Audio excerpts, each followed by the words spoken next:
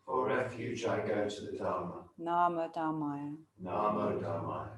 With faith in the three jewels, With faith in the three jewels, we pray that we may not take life. we pray that we may not take life. With faith in the three jewels, With faith in the three jewels, we pray that we may not steal. we pray that we may not steal.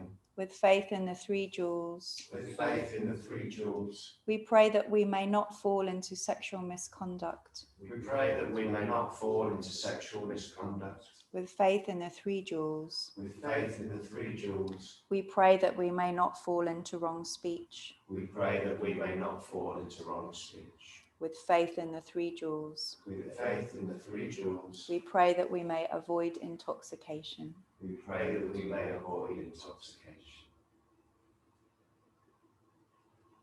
Innumerable sentient beings, We vow to save them all. inexhaustible deluded passions, We vow to transform them all. immeasurable are the Dharma teaching. We vow to master them all. Infinite is the Buddha's way. We vow to fulfill it completely.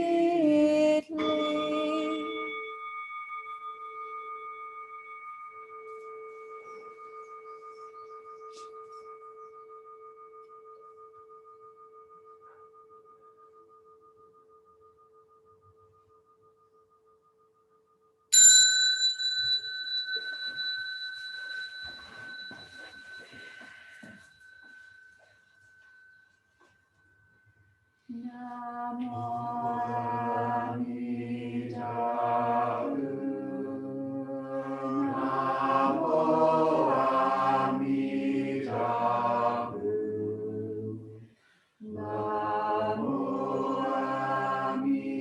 Amitabha. Namo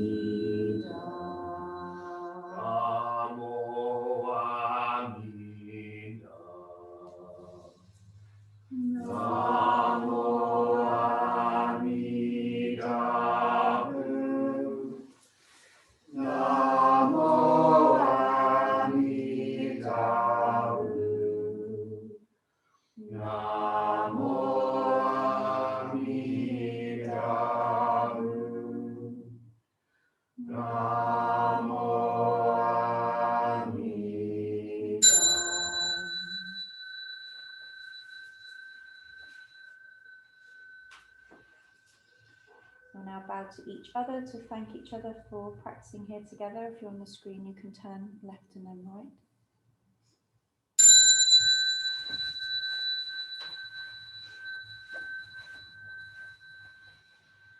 And to the Buddha. And then tidy our seats and bow to our seats.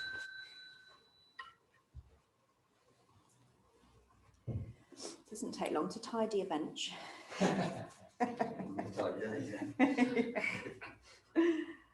And then Casper is unmuting you so we can all recite the closing verse You together. have to unmute yourselves.